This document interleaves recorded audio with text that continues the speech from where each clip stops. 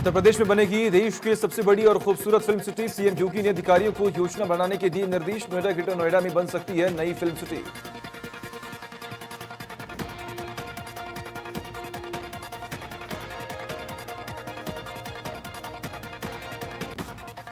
Deputy CM Keshav Prasad Maurya ने कहा, UP सरकार नौकरियों में कई नए नियम लागू नहीं करने जा रही है। यह सरकारी बातें काल्पनिक और अफवाह हैं।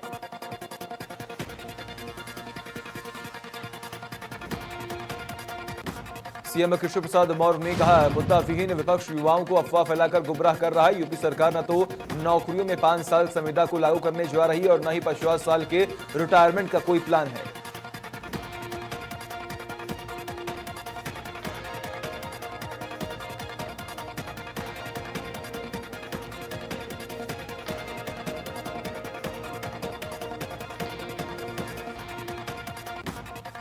डिप्टी सीएम केशव प्रसाद मौर्य ने बढ़ते धर्मांतरण और लव जिहाद के मामलों पर भी चिंता जताई। केशव प्रसाद मौर्य ने अब आने वाले समय में कार्रवाई करने की बात कही।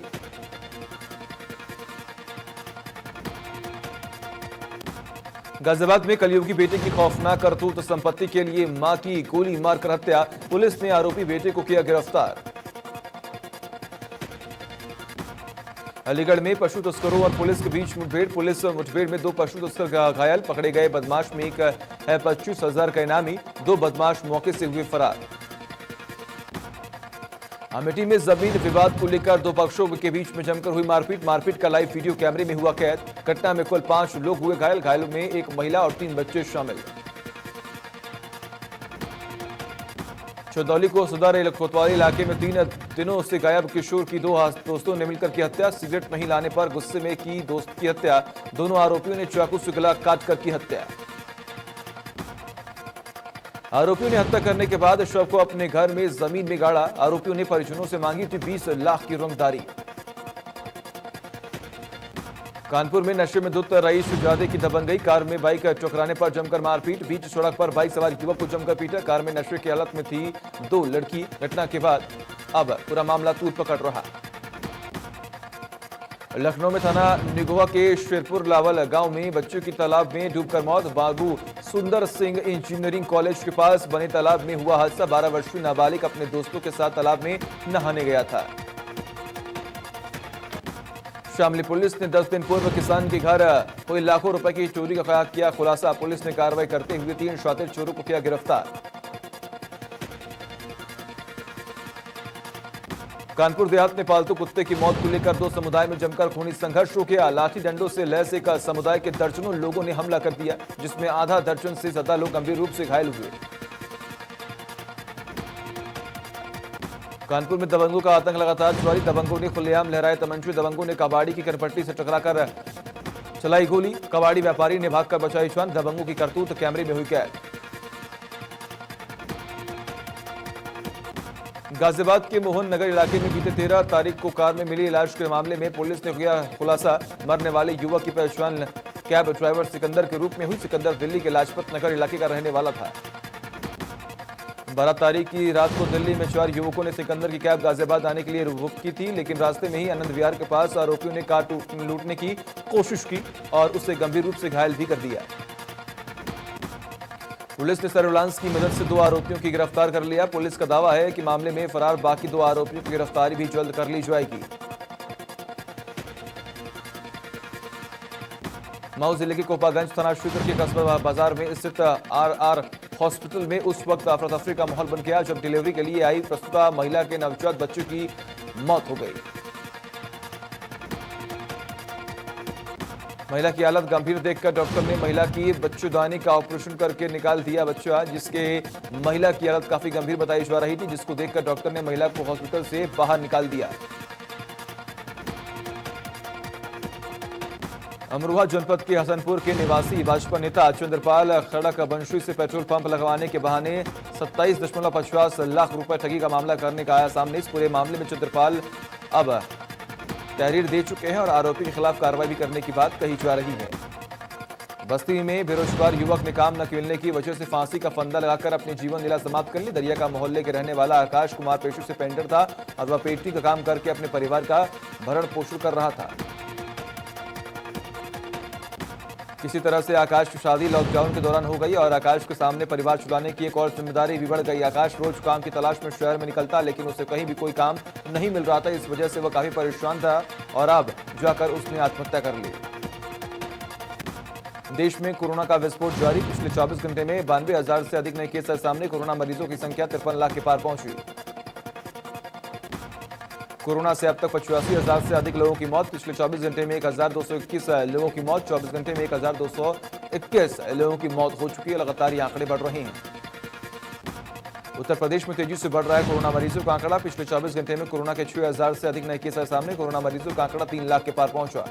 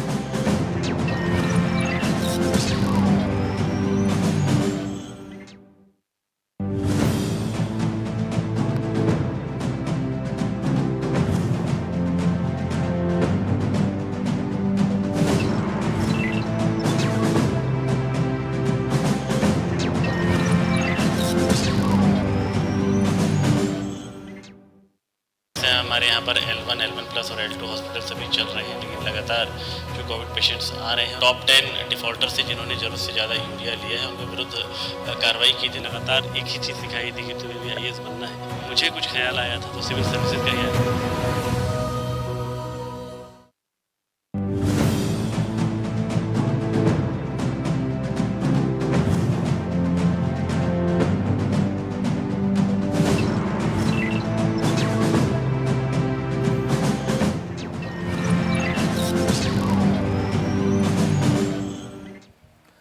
नमस्कार, आप देख रहे हैं इंडिया न्यूज और मैं हूं आपके साथ सचिन दुबे। शुरुआत करते हैं आज की बड़ी खबरों के साथ।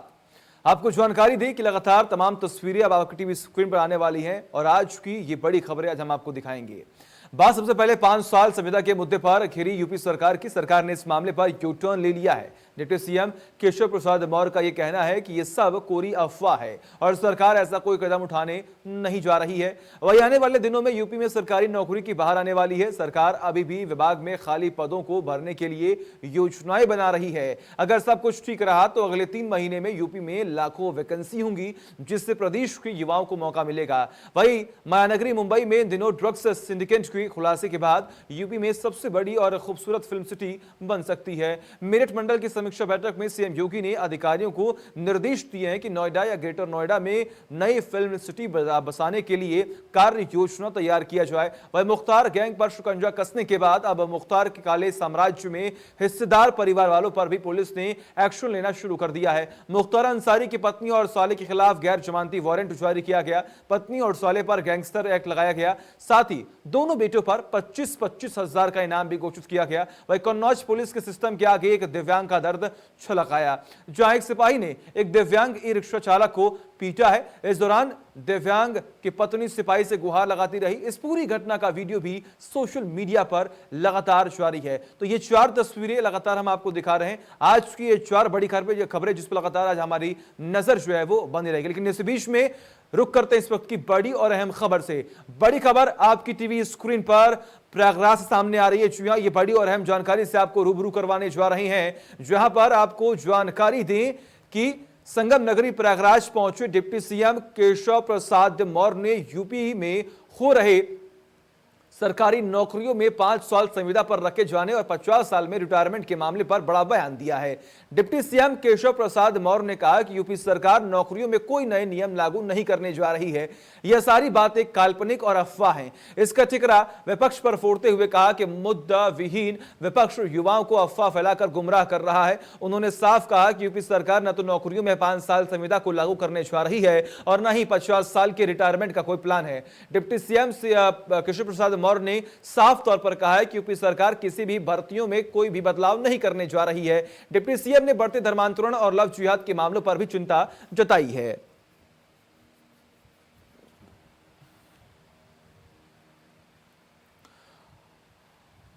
और इसी बीच में केशव प्रसाद मौर्य ने क्या कुछ कहा है, सुनिए। संविदा की जो पूर्ववत व्यवस्था है उसमें कोई न परिवर्तन हुआ है न अभी होने वाला है, न कोई ऐसा सरकार के स्तर पर विचार नहीं, आगे भी नहीं होगा, ऐसा कोई विचार नहीं। 50 साल में रिटायरमेंट में न 50 वर्ष में रिटायरमेंट करने का काम है और न संविदा की व्यवस्था कोई नए तरीके से लागू करने की योजना। जब योजना नहीं मुद्दा विहीन विपक्ष है और इसके कारण से इस प्रकार की बातों को कोशिश करता हूँ। मैं युवाओं से, अपने छात्रों से अपील भी करता हूँ, आह्वान भी करता हूँ, किसी के बहकावे में ना आए।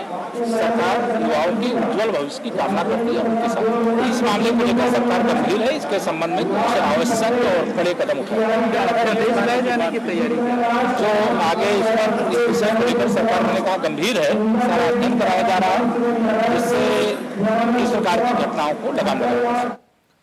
और तमाम जानकारी के लिए हमारे सहयोगी संदीप तिवारी जुड़े हुए हैं हमारे साथ। संदीप, लगातार अब अगर मुद्दे के ऊपर बातचीत की जाए तो लगातार अब राजनीति जो है वो भी शुरू हो चुकी है, लेकिन ऐसे में केशव प्रसाद मौर्य का ये बयान आया कि अब सरकार कोई भी लापरवाही नहीं बरतेगी और कोई बड़ा फैसला खासतौर पर नौकरियों के क्षेत्र में नहीं लेने जा रही है। क्या अपडेट? और लेकिन इसी बीच में लगातार विपक्ष पे कई सवाल खड़े कर रहा है और एक कहीं ना कहीं करारा जवाब जो है वो विपक्ष को मिला है।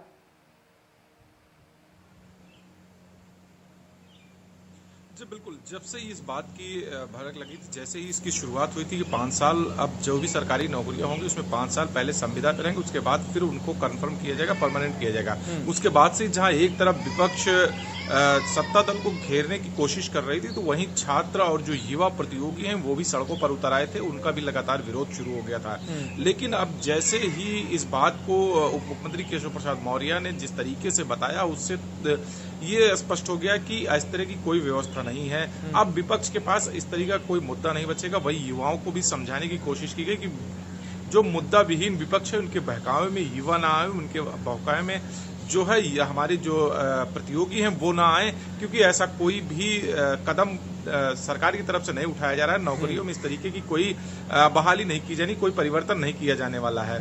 अब जो आगे जिस तरीके से विपक्ष इनको घेरने की कोशिश कर रहा था, विपक्ष के हाथ से उन्होंने मुद्दा एक बार से फिर छीनने की कोशिश की है। अगर इस चीज को माना जाए कि उप मुख्यमंत्री केशव प्रसाद मौर्य ने जो बात कही है वो सत्य है, तो आने वाले समय में जिस तरीके से मुख्यमंत्री कह रहे हैं कि 3 महीने में नौकरियों की जो है वो वारंट निकाली जाएगी और 6 महीने में उनके हाथ में जो है अपॉइंटमेंट लेटर होंगे, उस तरीके से लाखों नौकरियां, लाखों युवाओं जो बेरोजगार घूम रहे हैं उनके पास रोजगार हो जाएगा।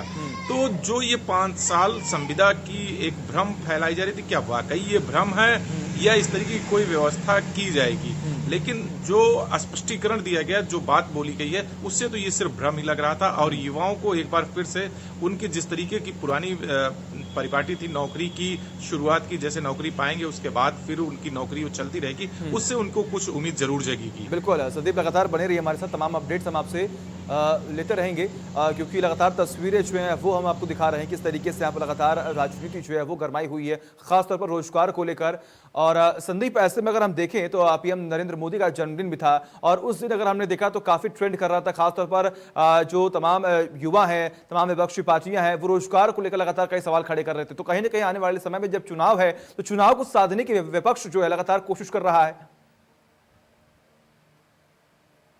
जी संदीप।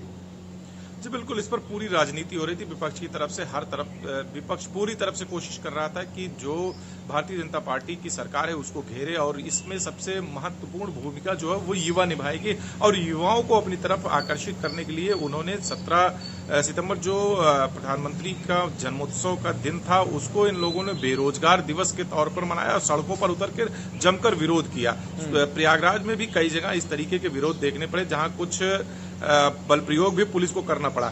लेकिन अब जैसा कि उप मुख्यमंत्री केशव प्रसाद मौर्य ने कहा कि इस तरीके की कोई बात नहीं हो रही, ना ही इस तरीके कोई परिवर्तन किया जा रहा, ये मुद्दा लगभग विपक्ष के हाथ से खत्म हो रहा है। अब किसी और मुद्दे को लेकर विपक्ष को सरकार को घेरने की बिल्कुल संदीप लगातार बने रहिए हमारे साथ तमाम जानकारी के लिए। सीधे रुक करते लखनऊ, जहां पर हमारे सहयोगी विजय बने हुए हैं। विजय, अगर हम बात करें तो तमाम राजनीतिक पार्टियां अब राज्य सरकार को घेरने की कोशिश कर रही हैं, चाहे वो किसी भी बहाने से अगर हम बात करें, लेकिन इस वक्त रोजगार का मुद्दा काफी तूल पकड़ता हुआ दिखाई दे रहा है। ऐसे में यहां पर केशव प्रसाद मौर्य ने भी लगातार बयान दिया कि हम कोई चेंजेस जो है वो नहीं करने जा रहे हैं। लखनऊ में अगर हम बात करें तो सपाई भी लगातार विरोध कर रहे थे। ऐसे में वहां की तस्वीरें अब क्या कुछ निकलकर सामने आ रही हैं?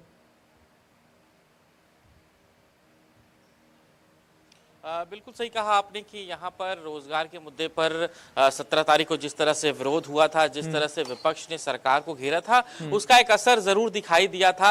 और कहीं ना कहीं 18 तारीख को एक बड़ी घोषणा भी सरकार की तरफ से हुई थी। लेकिन संविदा को लेकर के अभी भी सरकार का जो अपना मत है वो कहीं ना कहीं मुझे लगता है कि ये विषय विपक्ष के लिए काफी लगातार इस पूरे मुद्दे को लेकर के विपक्ष जो है वो सरकार को घेरने की कोशिश कर रहा है। और मुझे लग रहा है कि यही कारण है कि इसकी वजह से चाहे उप मुख्यमंत्री का बयान हो या मुख्यमंत्री का बयान हो, उसे लेकर के वो यही कह रहे हैं कि विपक्ष के पास कोई मुद्दा नहीं है। इसी वजह से विपक्ष ऐसे मुद्दों को लेकर के यहाँ पर ये बातें कर रहा है। लेकिन जाहिर है कि सबसे बड़ी नाराजगी विपक्ष या सरकार की नहीं, सबसे बड़ी नाराजगी जनता की देखनी चाहिए। यहाँ पर अगर सरकार को लगता है कि उनके इस मत से जनता खुश है, जनता जो है वो सरकार के पक्ष में है, तो मुझे लगता है कि जाहिर सी बात है कि सरकार अपने फैसले को लेकर के बिल्कुल आगे बढ़े। और मुझे लगता है कि यहाँ पर जो केशव प्रसाद मौर्य ने कहा है वो कहीं ना कहीं इन्हीं सब चीज़ों को कहते हुए कहा है। संविदा की जो भर्ती रही है या संविदा को लेकर के जो लगातार बातें रही हैं उसको लेकर के मुझे लगता है कि शायद भाजपा की अपनी ये रणनीति है, वो इस विषय की चर्चा को इसलिए आगे रखना चाहते हैं कि विपक्ष इस पूरे मुद्दे पर चर्चा करे और बाकी जो मुद्दे हैं उस पर कोई भी चर्चा ना हो। क्योंकि कोविड की बात अगर कर ले तो लगातार सबसे बड़ा भ्रष्टाचार उत्तर प्रदेश में देखने को मिला है। करीब 75 में से 65 जिलों में ये पूरा बड़ा भ्रष्टाचार था जिसकी चर्चा वो नहीं करवाना चाहते हैं। कोविड काल सबसे फेलियर साबित हुआ है इस सरकार के लिए। और सिर्फ कोविड काल ही नहीं, विकास कार्यों की अगर हम बात करें तो विकास कार्यों की हर दिन समीक्षा हो रही है, हर दिन टीम 11 बैठक कर रही है। लेकिन जो चीजें दिखनी चाहिए थी मूर्त रूप से वो बिल्कुल दिखाई नहीं दे रही। जबकि उत्तर प्रदेश राज्य का अपना ही एक बजट होता है। उत्तर प्रदेश राज्य अगर की बात करें तो करीब 403 विधानसभा सीटें और 80 लोकसभा सीटों के साथ एक बड़ा राज्य है। आप लगातार बने रहिए हमारे साथ। और संदीप जी, आपका बहुत बहुत शुक्रिया तमाम जानकारी के लिए। तो लगातार नजर जो है वो आप लोग बना रखिएगा, क्योंकि तमाम अपडेट्स हम आपसे यहाँ पर लेते रहेंगे। और कहीं ना कहीं तमाम कयास जो हैं वो अभी भी लगाए जा रहे हैं। ऐसे में बढ़ते हैं अगली खबर की ओर। उत्तर प्रदेश में बनेगी देश की सबसे बड़ी और खूबसूरत फिल्म सिटी। जी हां, सबसे खूबसूरत फिल्म सिटी बनने जा रही है। सीएम योगी ने अधिकारियों को योजना बनाने के अब यहां पर निर्देश भी दे दिए हैं। नोएडा, ग्रेटर नोएडा में बन सकती है नई फिल्म सिटी। यूपी में बनेगी अब नई फिल्म सिटी और उसको लेकर तमाम कवायद जो है वो यहां पर शुरू हो चुकी है। बड़ी और अहम जानकारी लगातार हम आपको बताएंगे कि आखिर किस तरीके से फिल्म सिटी को बनाने की तैयारी जो यहां पर की जा रही है। तमाम जानकारी के लिए हमारे सहयोगी विजय मिश्रा बने हुए हैं। विजय, एक तरफ मुंबई जो कि माया नगरी है, वहां पर लगातार अब ड्रग्स को लेकर लगातार कई सवाल खड़े किए जा रहे हैं। मुंबई सिटी माया नगरी और अपने आप में एक बहुत बड़ी फिल्म सिटी वहां पर बनी हुई है। लेकिन अब उत्तर प्रदेश में देश की सबसे खूबसूरत फिल्म सिटी बनने जा रही है। अधिकारियों को यहां पर निर्देश भी दे दिए गए। कब से इसकी शुरुआत होने वाली है? क्या कुछ तैयारियां अभी तक हो चुकी हैं? देखिए, मेरठ मंडल की समीक्षा को लेकर के ये बात अभी कही गई है। और तैयारियों की अगर बात कहें तो अभी सिर्फ ये बात सिर्फ बयानों में आया है और बयानों के बाद अभी इसमें काफ़ी लंबी प्रक्रिया है। अभी वो स्थान चिन्हित करना है जहां पर फिल्म सिटी बनना है, क्योंकि एक बड़ा एरिया चाहिए होता है फिल्म सिटी के लिए। कई सौ एकड़ की ज़मीन, एक साथ लैंड चाहिए होता है फिल्म सिटी के लिए। और कुछ आउटर इलाके इसीलिए चुने भी जाते हैं। नोएडा को लेकर के सरकार का क्या मंतव्य है और इसको लेकर इसका बयान जो है वो किस उस जमीन को देख करके किया गया है। लेकिन सबसे बड़ा सवाल यह है कि एक और फिल्म सिटी की घोषणा मुख्यमंत्री की तरफ से की गई थी, वो उन्नाव में बननी थी। हालांकि इस फिल्म सिटी को लेकर के पिछली सरकार की तरफ से भी ये घोषणा थी, अखिलेश सरकार ने भी कहा था, और इस पूरे प्रोजेक्ट को लेकर के योगी सरकार ने भी एक हरी झंडी दी थी। लेकिन अभी भी यहाँ पर उस फिल्म सिटी को लेकर के कोई भी काम नहीं हो पाया है। अब एक नई फिल्म सिटी की बात यहाँ पर कही गई है। कल जो सरकार ने मेरठ मंडल की समीक्षा की थी, उस पे उन्होंने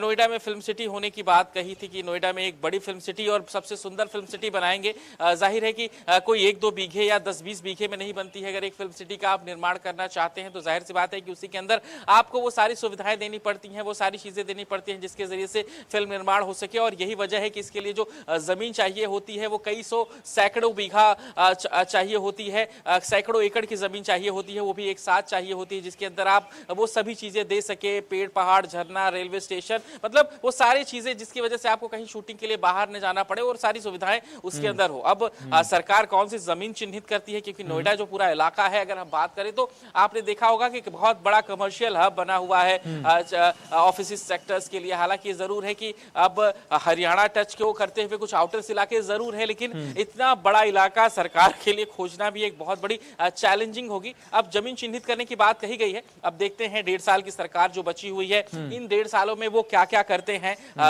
फिल्म सिटी का निर्माण होता है या फिर ये बात सिर्फ घोषणा तक ही रह जाती है। लेकिन ये जरूर है कि कल जब मेरठ मंडल की समीक्षा बैठक हो रही थी तो सरकार की तरफ से ये बातें कही गई हैं, ये कहा गया है कि यहाँ पर एक सुंदर फिल्म सिटी का निर्माण किया जाएगा। अब जाहिर है कि इंतजार है कि सरकार की तरफ से इस बात को तो कह दिया गया है। अधिकारी इस काम में अगर तेजी दिखाएं तो काफी बेहतर होगा।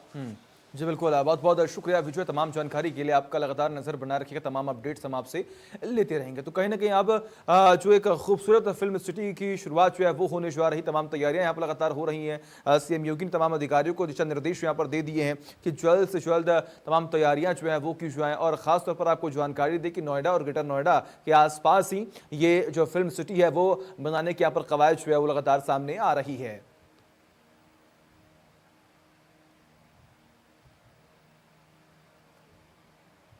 और तमाम जानकारी के लिए हमारे सहयोगी रजत जुड़े हुए हैं। रजत, लगातार तस्वीरें अब निकलकर सामने आ रही हैं, हमारे पास तमाम अपडेट सामने आ रहे हैं। नोएडा, ग्रेटर नोएडा में एक बहुत खूबसूरत फिल्म सिटी जो है वो बनने जा रही है। अभी तक क्या कुछ तैयारियां यहाँ पर हुई हैं, क्योंकि सीएम योगी ने तमाम अधिकारियों को यहाँ पर निर्देश दे दिए हैं? जी बिल्कुल सचिन, काफ़ी लंबे समय से यूपी में एक फिल्म सिटी, जो अभिनेता थे फिल्मकार वो काफ़ी लंबे समय से मांग करें कि यूपी में भी एक तमाम जो बड़ी एक फिल्म सिटी बनाया जाए। वहीं अभी यूपी मुख्यमंत्री की बात करें, कल मेरठ मंडल के जो तमाम जो पदाधिकारी थे, जिसमें तमाम जो जिलाधिकारी के पदाधिकारी जो शामिल थे, उसमें बात की गई कि नोएडा के जो ग्रेटर नोएडा का जो हाईटेक सिटी है यमुना सिटी, वहाँ पर एक बड़ी खूबसूरत, देश की सबसे खूबसूरत फिल्म सिटी बनाई जाएगी। हालांकि अगर एक तरफ जहाँ पर बॉम्बे में ड्रग्स कनेक्शन को लेकर बॉडीबिल्ड है वो उसमें काफ़ी समस्या, दूसरी तरफ मुख्यमंत्री योगी आदित्यनाथ ऐलान करते हैं कि यूपी में इंडिया का सबसे बड़ा खूबसूरत फिल्म सिटी बनाया जाएगा। और जो तैयारियां थी वो अभी तक जो अधिकारी थे उनको दिशा निर्देश दे दिए गए, आखिर क्या क्या कैसे क्या तैयारी होगी। लेकिन ज्यादातर जो यमुना सिटी है, जो कि हाईटेक सिटी कहा जाता है ग्रेटर नोएडा के, उधर ही इस फिल्म सिटी को बनाया जाएगा। लेकिन जिस तरह से अभी जो अधिकारी हैं वो अभी तैयारियों में लग चुके हैं कि कौन सी जगह है जो चिन्हित की जाए जहां पर ये जो खूबसूरती जो फिल्म सिटी है खूबसूरत उसको बनाया जाए। बिल्कुल, ऐसे में बहुत बहुत शुक्रिया आपका तमाम जानकारी के लिए। लगातार नजर बनाए रखिएगा, तमाम अपडेट्स हम आपसे लेते रहेंगे। और बढ़ते हैं अगली खबर की ओर। प्रदेश में अपराध पर नकेल कसने के लिए प्रदेश सरकार द्वारा लगातार ऑपरेशन क्लीन चलाया जा रहा है। ऑपरेशन क्लीन के तहत मुख्तार अंसारी और उनके गैंग पर शिकंजा कसा जा रहा है। मुख्तार अंसारी और उनके जो भी करीबी हैं उनके खिलाफ ताबड़तोड़ कार्रवाई की जा रही है, जिसके तहत पिछले दिनों मुख्तार अंसारी की पत्नी और उनके 2 सालों के खिलाफ गैंगस्टर एक्ट के तहत सदर कोतवाली में मामला दर्ज किया गया। गाजीपुर की गैंगस्टर कोर्ट ने मुख्तार अंसारी की पत्नी अफसा अंसारी और उनके साले के ऊपर मुकदमा दर्ज किया गया है। आपको जानकारी दें कि शासन और जिला प्रशासन द्वारा मुख्तार अंसारी के खिलाफ संपत्तियों की कुर्की और बेटे पर इनाम घोषित करने से अलावा पत्नी और साले भी कार्रवाई की जद में आ चुके हैं। शुक्रवार को मुख्तार अंसारी की पत्नी आफाज अंसारी और मुख्तार अंसारी के साले सरजील रजा और अनवर शहजाद के खिलाफ गैंगस्टर कोर्ट गाजीपुर में गैर जमानती वारंट जारी कर दिया गया है। जनपद गाजीपुर के कोतवाली में गैंगस्टर एक्ट के तहत मुकदमे में वांछित लोग चल रहे थे। ये IS इंटरस्टेट गैंग के सरगना मुख्तार अंसारी के पत्नी और साले हैं, तो इनके विरुद्ध आज गैंगस्टर कोर्ट ने एनबीडब्ल्यू इशू किया है। इसमें आगे की वैधानिक कार्रवाई की जा रही है। एसपी साहब, गैंगस्टर एक्ट का मुकदमा भी इन तीनों पर दर्ज किया जा चुका था पुलिस की तरफ से, क्या तब से ये फरार चल रहे थे? जी हाँ, ये चूंकि तब से वांछित चल रहे थे गैंगस्टर एक्ट के तहत, तो आज गैंगस्टर एक्ट की ऑनरेबल कोर्ट ने इसमें तीनों लोगों के विरुद्ध एनबीडब्ल्यू इशू। और तमाम जानकारी के लिए हमारे सहयोगी विजय जुड़े हुए हैं। विजय, मुख्तार अंसारी और उनके परिवार वालों की लगातार मुश्किलें बढ़ती जा रही हैं। जी विजय। बिल्कुल, मुख्तार अंसारी और उनके परिवार की मुश्किलें लगातार बढ़ती जा रही हैं और सरकार का जो काम है वो तारीफ के काबिल भी है और लगातार सरकार इस पर काम भी कर रही है। सवाल ये खड़ा होता है कि आखिर क्या सिर्फ इन्हीं तक ही इस पूरी कार्रवाई को सीमित किया जाएगा या फिर और भी जो गैंगस्टर्स हैं जिनके ऊपर एनबीडब्ल्यू या तमाम तरह के मामले दर्ज हैं उन पर भी कार्रवाई होगी। ये जरूर है कि अतीक अहमद, मुख्तार अंसारी, विजय मिश्रा या तमाम ऐसे जो गैंगस्टर्स थे उन पर कार्रवाई हुई है, वो सब जेल में भी हैं। उनके साथ जो जुड़े हुए लोग हैं उन पर भी कार्रवाई हो रही है, उनकी अवैध संपत्तियां हैं उनको भी गिराई जा रही है और यहां पर उनके सालों के ऊपर भी ये कार्रवाई की गई है। और पुलिस का भी मैं बयान सुन रहा था जिसमें वो कह रहे थे कि एनबीडब्ल्यू की कार्रवाई हुई और लगातार वो वांछित चल रहे थे और अब उन पर एक्शन हुआ है। जाहिर सी बात है कि यहां पर सवाल ये खड़ा होता है कि ये दोनों साले वहीं पर ही लगातार थे, लगातार एक्टिव थे, लेकिन पुलिस ने कार्रवाई अब की है। अभी ये कह के पुलिस नहीं बच सकती कि वो लोग नहीं मिल रहे थे, क्योंकि पॉलिटिकल चेहरा है मुख्तार अंसारी और उनके प्रचार प्रसार और उस पूरे एरिया में इन सब चीजों को संभालने के लिए उनके दोनों बेटे और ये दोनों साले ही लगातार एक्टिव रहते हैं और वहीं पर ही बने हुए थे। हाँ, ये जरूर है कि अब सरकार का दबाव है तो यहाँ पर पुलिस को भी कार्रवाई करनी पड़ रही है, नहीं तो शायद एनबीडब्ल्यू हो या फिर किसी भी प्रकार का कोई भी धारा लगी हो। बिल्कुल, बहुत बहुत शुक्रिया आपका तमाम जानकारी के लिए विजय। कहीं ना कहीं सरकार पर दबाव जो है वो यहाँ पर बना हुआ, लगातार कार्रवाई करने की बात यहाँ पर सामने आ रही है। वह उत्तर प्रदेश के कन्नौज जिले से एक ऐसा मामला सामने आया है जहां एक सिपाही ने एक दिव्यांग ई रिक्शा चालक पर किस तरीके से बेरहमी से उसे पीटा है, ये तस्वीरें हम आपको दिखा रहे हैं। इस दौरान दिव्यांग की पत्नी सिपाही को उससे गुहार लगाती हुई दिखाई दे रही है। इस पूरी घटना का वीडियो भी सोशल मीडिया पर लगातार वायरल हो रहा है। मामला कन्नौज के इंदरगढ़ स्थित सौरिख चौराहा का है। वहां ड्यूटी पर सिपाही किरण पाल था। उनको जानकारी मिली कि बीच चौराहे पर ई रिक्शा रोककर सुदीप नामक दिव्यांग है वो सवारी बैठा रहा है। आरोप यह है कि इस बात को लेकर टोकने पर सुदीप और सिपाही के बीच कहासुनी हो गई, जिसके बाद सिपाही दिव्यांग को घसीटता हुआ कोतवाली तक ले आया और फिर उससे धक्का देकर जमीन पर गिरा देता है। इस दौरान थाने में अन्य पुलिसकर्मी भी मौजूद हैं। सिपाही ने दिव्यांग की लात घूंसों से पिटाई भी की है। घायल दिव्यांग घंटों कोतवाली में तड़पता रहा।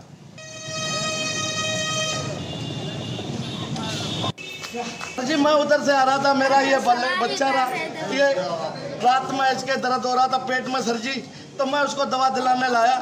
ये मेरी मौसी बिटिया रही, तो वहाँ मेरे चचा बैठते हैं, होमगार्ड है, मेरे पिताजी भी थे, वो चाचा लगते हैं। वो बोले नहीं, ऐसे मजाक में बोले, तो मैंने उनसे कहा चाचा मैं निकाल रहा हूँ। उधर से आ रहा था ट्रक, तो मैं अपनी साइड में था साहब, तो एकदम मैं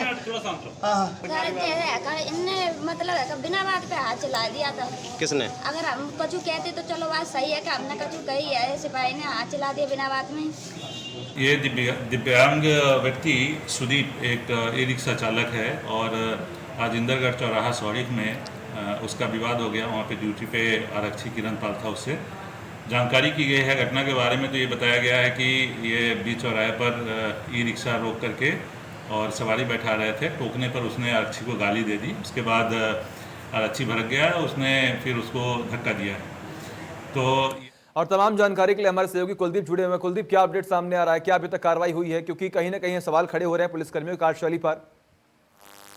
जी, मैं बता दूं आपकी जो सिपाही की जो दबंगई है, वो जब उसका वीडियो सामने आया तो पुलिस अधीक्षक ने तुरंत तत्काल कार्रवाई करते हुए पहले तो उसको लाइन हाजिर किया, लेकिन सीओ छिबरामऊ को जहाँ देते हुए दोषी पाया गया, उसको तुरंत बर्खास्त कर दिया है। जी बिल्कुल, बहुत बहुत शुक्रिया आपका तमाम जानकारी के लिए कुलदीप। लगातार नजर बना रखे, तमाम अपडेट्स हम आपसे लेते रहेंगे। और अब सीधे रुक करते हैं इस वक्त की अहम सुर्खियों पर। बड़ी खबर के प्रस्तुत करता है सच्ची सहेली, महिलाओं के लिए सबसे भरोसेमंद औषधि एवं टॉनिक। स्वप्रायोजक पेट सफा आयुर्वेदिक चूर्ण, पेट सफा तो हर रोग दफा। 5 साल संविदा के मुद्दे पर गिरी यूपी सरकार का U turn. Deputy CM Keshav Prasad Maurya का बयान, कहा यह सब कोरी अफवाह है।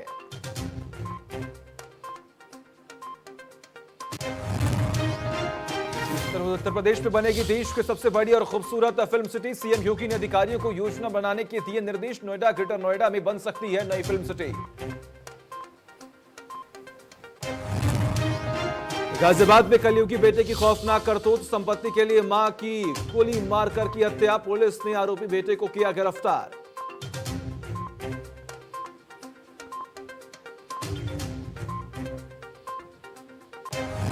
कानपुर में नशे में धोतर रईस जादे की दबंगई। बीच सड़क पर बाइक सवार युवक को जमकर पीटा। बीच बचाव कराने आए पुलिस वालों से भी की हाथापाई।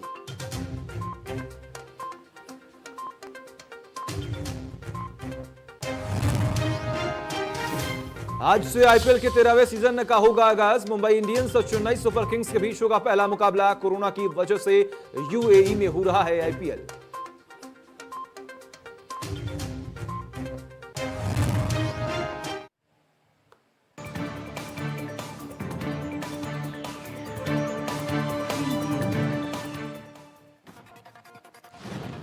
देश में कोरोना का विस्फोट जारी। पिछले 24 घंटे में 92,000 से अधिक नए केस आए सामने। कोरोना मरीजों की संख्या 53 लाख के पार। कोरोना से अब तक 85,000 से ज्यादा लोगों की मौत। पिछले 24 घंटे में 1,221 लोगों की मौत हो चुकी है। दुनिया भर में कोरोना का लगातार कहर जारी। कोरोना के बढ़ते मामलों के बीच इजराइल में दूसरी बार लगाया गया देशव्यापी लॉकडाउन।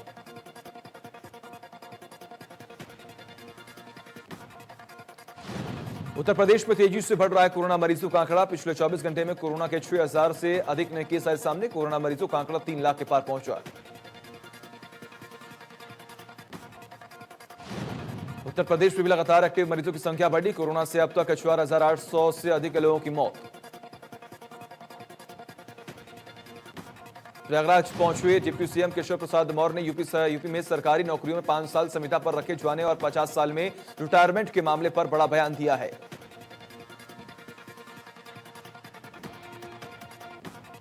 और इसी को लेकर इसका ठिकरा विपक्ष पर फोड़ते हुए कहा कि मुद्दा विहीन विपक्ष युवाओं को अफवाह फैलाकर गुमराह कर रहा है। उन्होंने साफ कहा है कि यूपी सरकार न तो नौकरियों में 5 साल संविदा को लागू करने जा रही है और न ही 50 साल के रिटायरमेंट का कोई प्लान है। डिप्टी सीएम केशव प्रसाद मौर्य ने बढ़ते धर्मांतरण और लव जिहाद के मामलों पर भी चिंता जताई। केशव प्रसाद मौर्य ने अब आने वाले समय में कार्रवाई करने की बात कही है। आईपीएल का 13वां सीजन आज से यूएई में शुरू हो रहा है। आईपीएल इतिहास की 2 सबसे सफल टीमें मुंबई इंडियंस और चेन्नई सुपर किंग्स पहले मैच में आज एक दूसरे के सामने होंगी।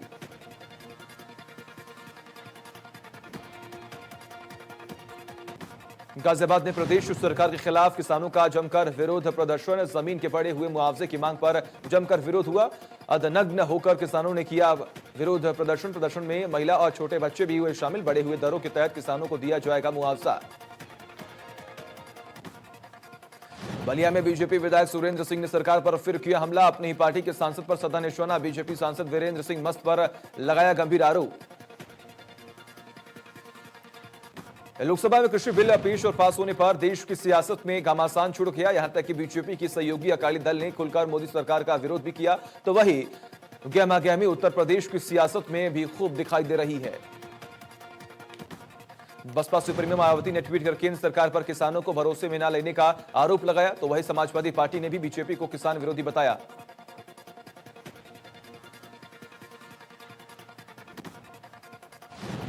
एनएचआई की वादा खिलाफी ने दिल्ली मेरठ डासना एक्सप्रेसवे के निर्माण पर ब्रेक लगा दिया है। रेलवे ट्रैक से काशी अंडरपास तक खेतों तक जाने के लिए रास्ता बंद हो गया और सर्विस रोड बाई एनएचआई ने वादा करने के बाद नहीं बनाई। इससे किसानों का गुस्सा 7वें आसमान पर पहुंच गया है।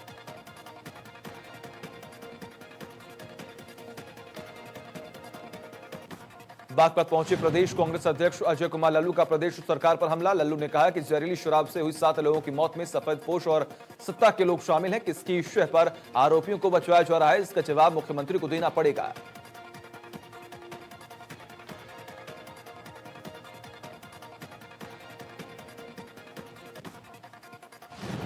बागपत में किसान यूनियन के जिला अध्यक्ष ब्रजपाल सिंह चौधरी के नेतृत्व में कार्यकर्ताओं ने बड़ौत तहसील में जमकर विरोध किया। उन्होंने प्रधानमंत्री को संबोधित ज्ञापन एसडीएम बड़ौत को दिया। इस ज्ञापन में किसानों ने कहा कि केंद्र सरकार एक ओर किसानों की आय दोगुना करने की घोषणा करती है, दूसरी ओर किसानों का शोषण कर रही है। विकास दुबे एनकाउंटर मामले में 5,700 पन्नों वाली एसआईटी की जांच रिपोर्ट लगभग हुई तैयार। 20 सितंबर को यूपी सरकार को सौंपी जा सकती है रिपोर्ट। आईएएस संजय की अध्यक्षता में गठित एसआईटी ने एनकाउंटर से जुड़े सभी पुलिसकर्मियों समेत अन्य की भूमिका को है परखा।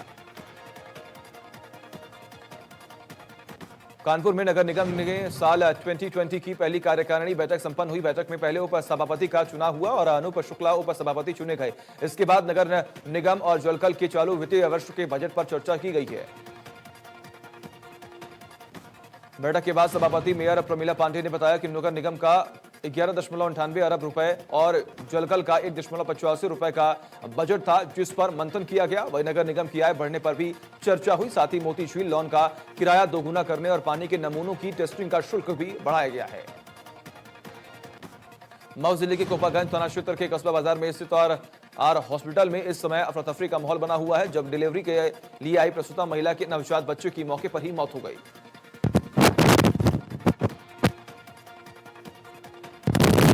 की हालत गंभीर देखकर डॉक्टर ने महिला की बच्चेदानी का ऑपरेशन करके निकाल दिया, जिससे महिला की हालत गंभीर हो गई है, जिसको देख डॉक्टर ने महिला को हॉस्पिटल से बाहर निकाल दिया है। अमरोहा जनपद के हसनपुर के निवासी भाजपा नेता चंद्रपाल खड़क बंशी से पेट्रोल पंप लगवाने के बहाने 27.50 लाख रुपए की ठगी का मामला सामने आया। इस पूरे मामले में चंद्रपाल खड़क वंशी की तहरीर पर आरोपी के खिलाफ मुकदमा दर्ज कर लिया गया है और जांच शुरू कर दी गई है। बस्ती ने बेरोजगार युवक के नाम काम न मिलने की वजह से फांसी का फंदा लगाकर आत्महत्या कर ली। दरिया का मोहल्ले के रहने वाला आकाश कुमार पेशे से पेंटर था और वह पेंटिंग का काम करके अपने परिवार का भरण पोषण कर रहा था। इसी तरह से आकाश की शादी लॉकडाउन के दौरान हो गई और आकाश के सामने परिवार चलाने की एक और जिम्मेदारी भी बढ़ गई। आकाश रोज काम की तलाश में शहर में निकलता, लेकिन उसे कहीं भी कोई काम नहीं मिल रहा था। इस वजह से काफी परेशान रह रहा था और अजीज जाकर उसने आत्महत्या कर ली है।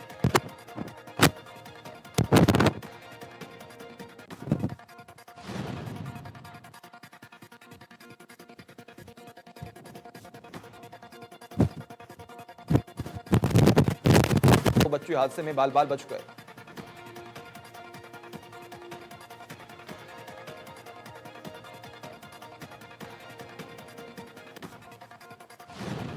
बुलंदशहर के खुर्जा L2 हॉस्पिटल का फिर एक बार बड़ी लापरवाही आई सामने। कोविड-19 के पेशेंट ला रहे एम्बुलेंस चालक भी नहीं पहन रहे हैं पीपीई किट। खुद एम्बुलेंस चालक स्वीकार कर रहा है कि पीपीई किट सप्लाई हमको कम मिल रहे हैं, लेकिन हमारे पास है, हमको कोरोना से डर नहीं लगता।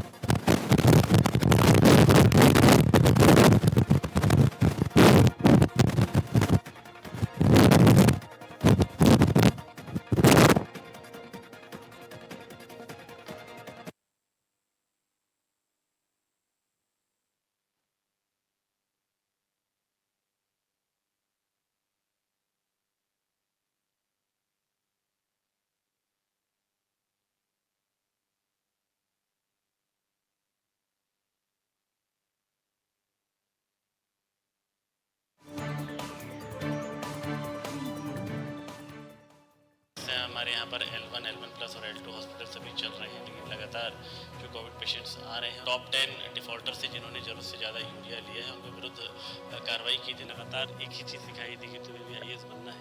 मुझे कुछ ख्याल आया था तो सिविल सर्विसेज का ही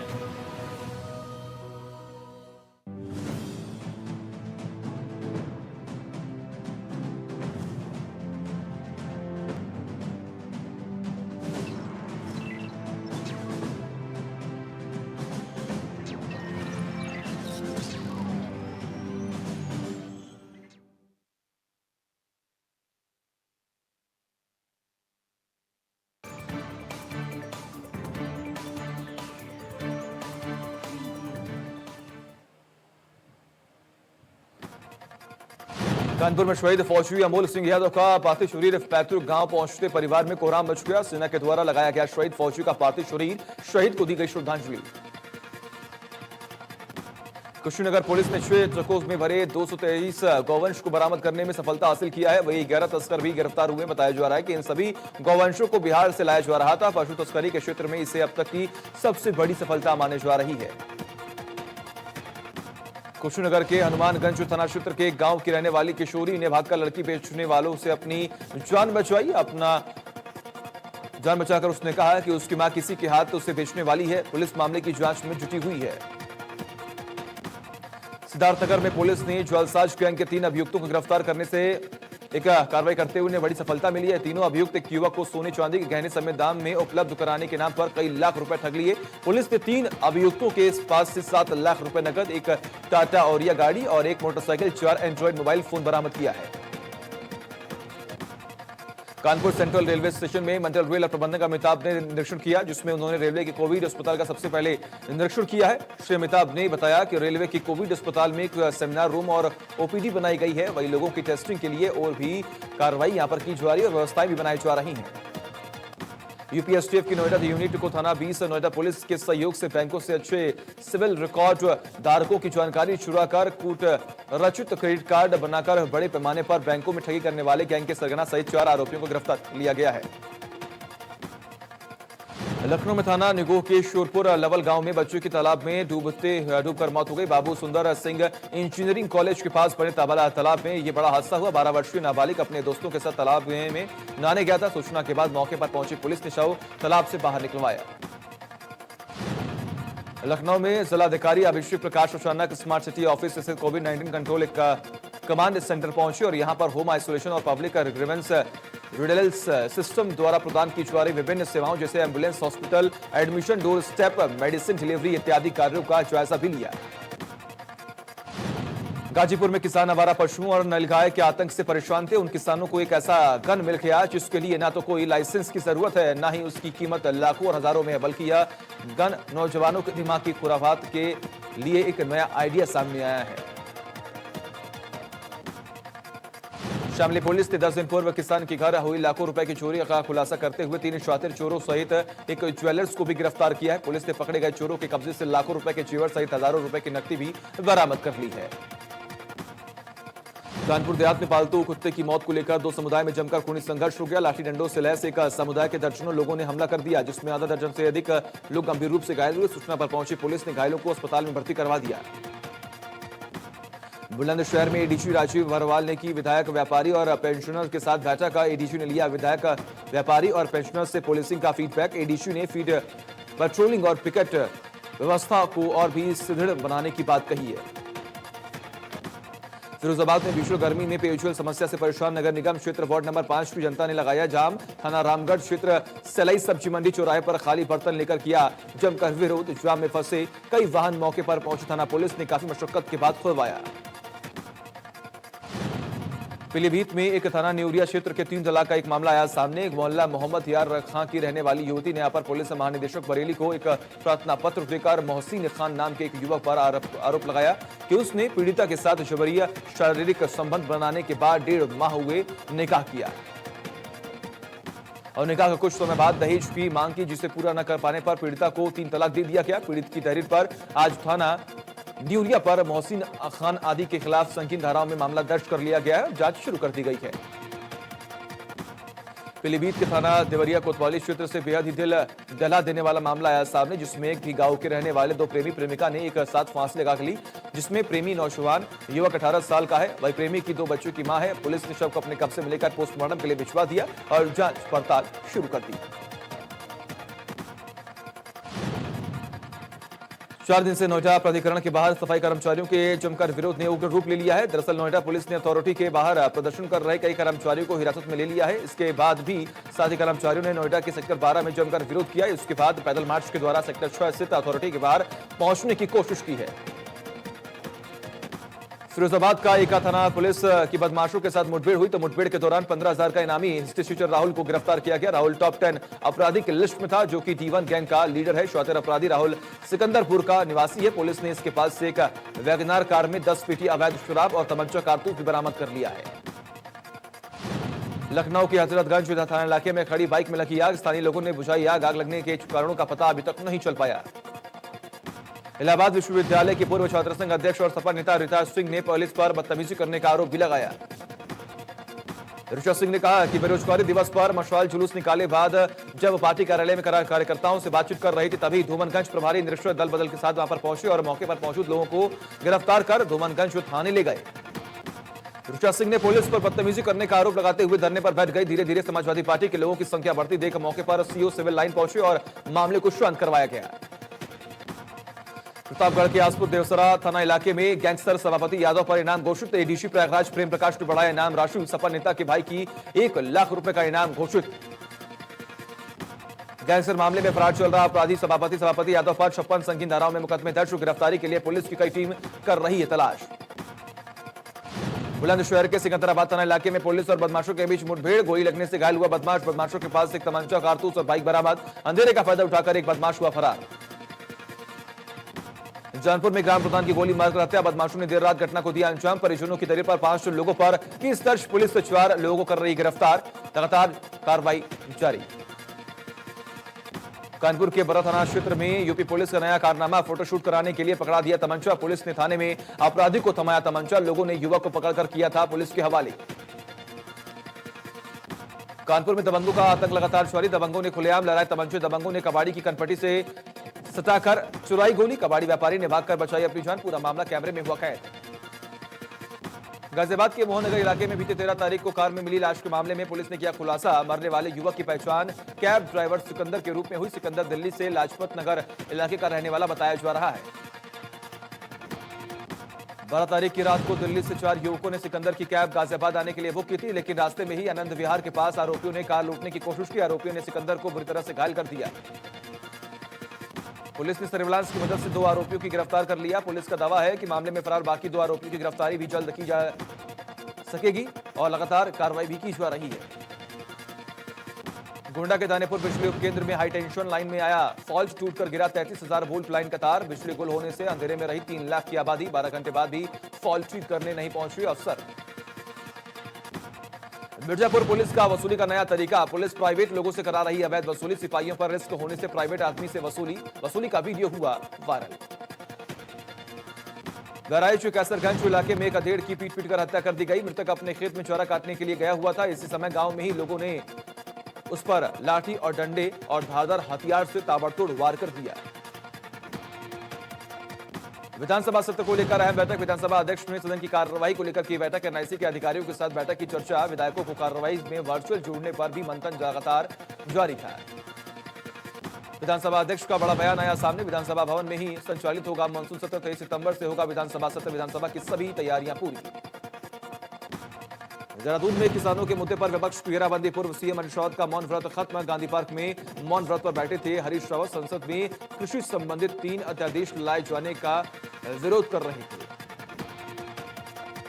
मसूरी शिफनकोट और आईजीएच बिल्डिंग्स में घिरे बेघर हुए लोगों ने मसूरी विधायक से मुलाकात की और खुद को विस्थापित करने की मांग भी की। पीड़ित परिवार ने विधायक गणेश जोशी को बताया कि जब से उनके घर छीन गए, उनके छत से काफी परेशानियों का सामना उन्हें करना पड़ रहा है। गणेश जोशी ने पीड़ित परिवारों का आश्वासन दिया कि वो गरीब और बेसहारा लोगों के साथ हमेशा खड़े हैं, लेकिन नगर पालिका प्रशासन बेघर हुए लोगों को विस्थापित करने के लिए जमीन उपलब्ध नहीं करा रही है।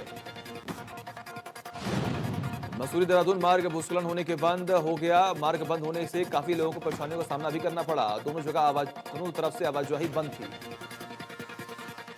उत्तराखंड राज्य निर्माण आंदोलनकारियों को 22 साल की लंबी लड़ाई और त्याग बलिदान शहादत के बाद भी राज्य आंदोलनकारियों को उनका हक नहीं मिल पा रहा है। पहले आंदोलनकारी 22 सालों तक राज्य निर्माण के लिए लड़े और राज्य निर्माण के बाद 20 सालों से अपने हकों के लिए जद्दोजहद करते हुए दिखाई दे रही हैं। हल्द्वानी की मुस्लिम महिलाएं पार्क में योग और कसरत करती हुई दिखेंगी। अपनी सेहत के प्रति फिक्रमंद दिखेंगी। योग और एक्सरसाइज के प्रति अपने जुनून आपको उसमें दिखाई देगा। महिलाएं सुबह 6 बजे पार्क में इकट्ठा होती हैं। इसके बाद 1.5 घंटे तक योग और कसरत कर अपने आप को फिट रखती हैं। तीर्थनगरी ऋषिकेश में गंगा नदी के किनारे बने आस्था पथ पर भारी मात्रा में लोग सुबह टहलने के लिए आते हैं। सुबह के समय टहलने और योगा करने, वर्जिश करने से हमारे शरीर को कई बीमारियों से निजात भी मिलती है। सुबह वॉक करते समय ऋषिकेश के डॉक्टर विजय सिंह का कहना है कि सुबह सुबह टहलने से, योगा करने से हमारे शरीर के अंदर शुद्ध हवा के तौर पर जो ऑक्सीजन जाता है वो बेहद अच्छी होती है। टिहरी में प्रधानमंत्री ग्रामीण सड़क योजना जो भी सड़कें बना रही है उनके मानकों की ध्वजियां उड़ाई जा रही। कई ग्रामीणों के पुराने रास्तों को बर्बाद किया जा रहा है, कहीं बिना डंपिंग चून के सड़क का मलबा ग्रामीणों के खेतों में फेंका जा रहा है। नाराज कीर्तिनगर पट्टी के ग्रामीण पिछले 4 दिनों से हड़ताल पर बैठे हुए। किसानों का कहना है कि उनके खेतों का कोई मुआवजा नहीं मिला है। उनके डेली यूज के रास्तों को सड़क निर्माण में काट दिया गया है। अच्छे हॉस्पिटल में कुछ दिन इलाज मतलब लाखों का बिल, इसलिए पॉलिसी बाजार से हेल्थ इंश्योरेंस करवाओ। पॉलिसी बाजार आपकी साइड है, समझे गुरु। मुल्तानी कोका, कफ सिरप, तुलसी, वसा, यस्ती मधु, पिपली के गुणों से भरपूर, जो खांसी पर करे तुरंत असर, ताकि बदलते मौसम के साथ आप न बदलें। हर कोई चाहता है कि उसकी स्किन हो सुंदर, कोमल और ब्राइट, तो फिर कोई भी साधारण सी कॉस्मेटिक क्रीम क्यों? अपनाइए 12 खास आयुर्वेदिक जड़ी बूटियों से बनी रूप मंत्र आयुर्वेदिक फेस क्रीम। ये कोई कॉस्मेटिक नहीं, आयुर्वेदिक औषधि है। हॉस्पिटल का लाखों का बिल जेब से भरने के बाद मत पछताओ। पॉलिसी बाजार से हेल्थ इंश्योरेंस करवाओ। पॉलिसी बाजार आपकी साइड है।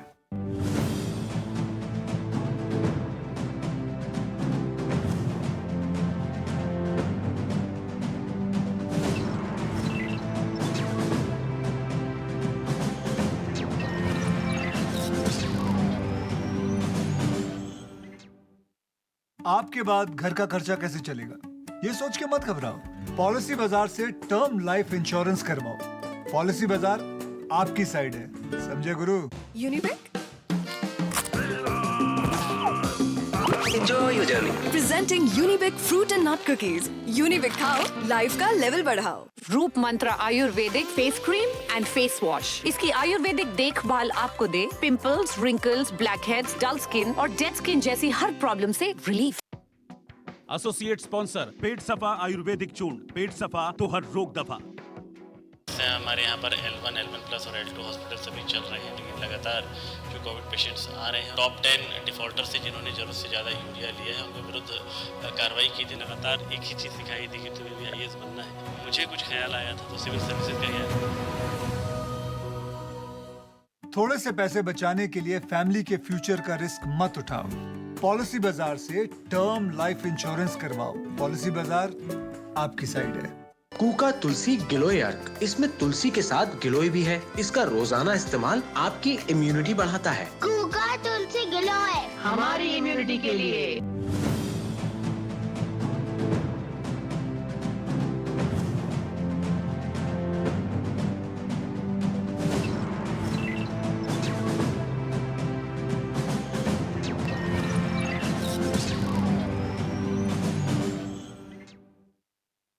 अच्छे हॉस्पिटल में कुछ दिन इलाज मतलब लाखों का बिल, इसलिए पॉलिसी बाजार से हेल्थ इंश्योरेंस करवाओ। पॉलिसी बाजार आपकी साइड है, समझे गुरु। खुदी को आजमाया है तो ये अंदाज आया। तुम में भी मैं हूं, शुद्ध प्लस पान मसाला।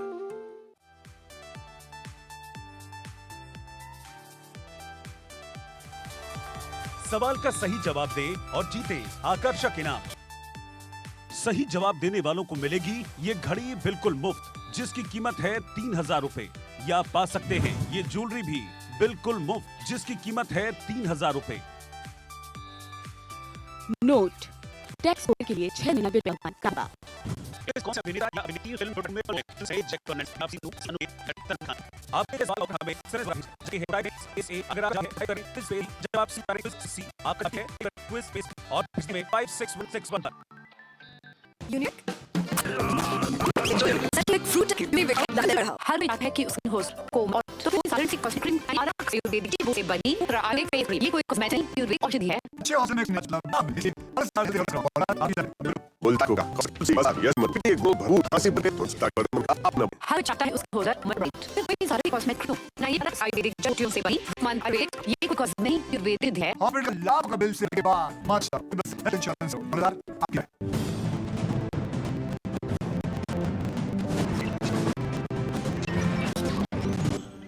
कैसे चलेगा ये सोच के मत पॉलिसी बाजार से हम लाइफ इंश्योरेंस पॉलिसी बाजार फ्रूट यूनिबिक लाइफ का लेवल बढ़ाओ। आयुर्वेदिक फेस वॉश की देखभाल आप पिंपल्स, रिंकल्स और जैसे तो पेट आयुर्वेदिक पेट आपको पेशेंट ने जरूर से यूरिया के विरुद्ध लगातार एक चीज दिखाई दी है, दिखलाया था। थोड़े से बच लिए फैमिली के का रिस्क मत उठाओ, इंश्योरेंस करवाओ। कुका गिलोय है, इसका रोजाना आपकी कीमत है हमारे लिए।